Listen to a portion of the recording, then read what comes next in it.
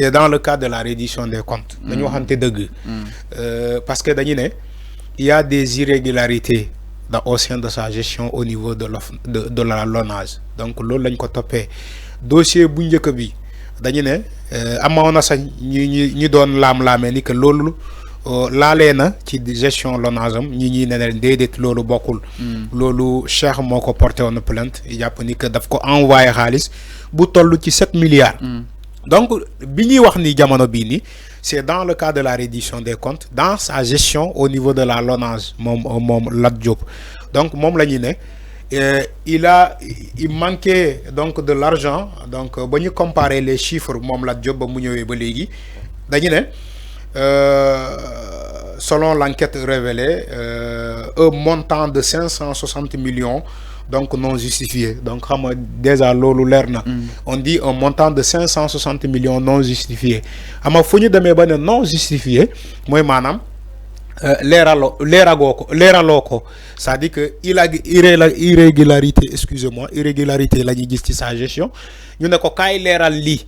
Donc selon les dépenses effectuées, selon aussi les recettes donc accumulées au sein de sa gestion au niveau de la LONASE, nous comparer les dépenses nous wàññi xool aussi donc li am ñu nako il manque un gap de 560 millions. Légui yow Lat Diop lan nga ko lan moy sa explication noko meuna expliquer ba légui il n'apporte pas des explications par rapport à ce gap là loolu lañ ko topé. Maintenant, il ne s'agit pas de procureur, il ne s'agit pas de juge des libertés, il ne s'agit pas de ça. Mais quand même procureur. Oui, il avait obtenu cette liberté. Oui, liberté bobo bokul. Ak buñ koy tudé tay ni bokul. Donc il y a beaucoup de dossiers. Non, c'est un dossier à part. La reddition des comptes dans sa gestion globale au niveau de la LONASE bokul.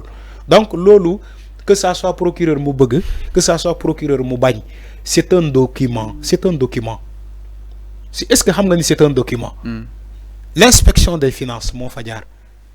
L'inspection générale d'État, mon Fadjar. Il s'agit pas du procureur de la République, il s'agit pas de Fallo, de qui, du pôle financier judiciaire. Il s'agit pas de ça.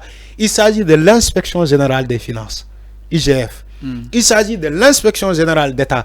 Ñom ñoo jaar ci la gestion de Lat Diop au niveau de la LONASE. C'est un dossier. Ils ont créé, selon les enquêtes de cette inspection, les inspecteurs, ils ont créé un document à base de ça. Maintenant, document bi lañ ko né kay léral li. Lat Diop même a été interrogé sur ça. Est-ce que gis nga déjà le débat? Le débat est équilibré. C'est un débat équilibré. On lui a même posé des questions sur ces irrégularités. Il ne peut pas apporter des explications. Fallu légui luñ ci mën.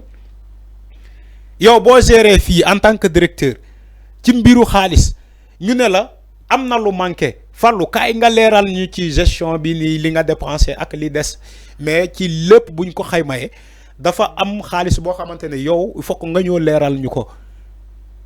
IGE mo la ko wax. Yow fallu yow nga ñew ñu ne la on t'écoute expliquer ñu ni on a trouvé un gap de 560 millions légui nan nga ko mëna expliquer yow fallu tu es resté bouche bée tu sais même pas expliquer ça légui sénégalais luñ ci mën lolu mo dal Lat Diop on lui a demandé des explications sur les 560 millions kay nga expliquer ñu ko lokoy expliquer. C'était ça le problème. C'est pas ay procureur moko chargé wala moko déchargé wala li moko. C'est un document. C'est un rapport. Donc rapport bobu mom lañ ko né kay nga léral ci chiffres parce que c'est les chiffres qui parlent. Il s'agit des chiffres.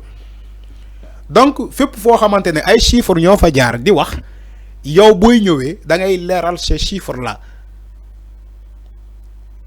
Parce que mbirum xaalis la mbir fiscal comptabilité la comptabilité xaalis la c'est des chiffres donc moom Lat Diop bu bëggee set il va falloir apporter des explications sur les chiffres là loolu kese la amul leneen encore une fois il n'a pas été accusé il a été sommé d'expliquer ce qui s'est passé sommation lañ ko envoyé il a été sommé d'expliquer ce qui s'est passé ba tey ñu gis un gap de 560 millions donc sommation boobu moom la war a expliquer booba léegi il trouve pas les mots.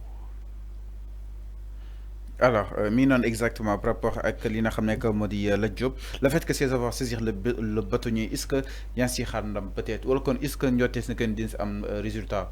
Mais le bâtonnier moom il commande pas la justice il commande que les avocats faut ngeen xam loolu. Le bâtonnier avec le procureur. Non voilà dama ne le bâtonnier que tu dis pour qu'il mette de l'ordre au sein des avocats. Le bâtonnier boo déggee le bâtonnier de l'ordre des avocats il commande les avocats il commande pas la justice il commande pas les magistrats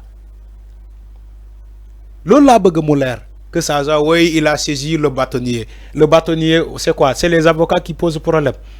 Non le bâtonnier bëri na ay définition en fait fii bâtonnier peut-être le fait que boobu ba tey. xanaa kay wax leen ñu ban bâtonnier kon man bâtonnier bi ma xam. le bâtonnier de l'ordre des avocats moom laa xam. bu avocat defee lu mu warul def ñu saisir ko mu sanctionner ko wala mu bañ ko sanctionner mu rétablir ko andi ko dans le droit chemin loolu laa xam ci bâtonnier. Maintenant quand il s'agit de la justice on parle de magistrat de l'ordre national des magistrats. Maintenant il faut je ne sais pas son combat c'est quoi moom Lat Diop. On t'a demandé des explications. Il faut apporter ces explications-là.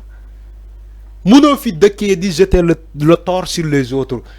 Yow tu n'as jamais tort. On te demande des explications boobu léegi ci ay mbirum xaalis. Tu n'apportes pas des solutions, des réponses. Yow tu gestes toujours. Le problème c'est les autres. Alors. Donc il faut arrêter ça. Merci beaucoup. Bàyyi nga daal di tàggatoo ak téléspectateurs yi ñu doon seetaan si matinalu bu tey bi. Oui Fallou di jaajëfal sénégalais ñuy doon seetaan di jaajëfal aussi l'ensemble des équipes en régie jaajëfal tout le monde tey du ma tardé donc ci nuyoo bi sama baat dafa xaw a dem je sais pas s'ils ont remarqué ça dama xaw a feebar tuuti internautes yi yëpp maa ngi leen di jaajëfal Marcel Antidewu maa ngi koy jaajëfal Ami Diallo merci beaucoup Ami. C'est vrai que Namona Len, Gabriel Diata, merci beaucoup Gabriel, Sadbouli, mon frère, merci beaucoup Ousmane Diémé, merci Youssef Diouf, merci Mankoy Diadjefol, Biram Ndiaye, merci Fatou Bodian, merci Ami Diallo aussi, Manglendi Nuyu, Dylan Diadjefol aussi, donc Moussa Samb, Cheikh Djoum, mon frère Marie-Claire Sambou, merci. Donc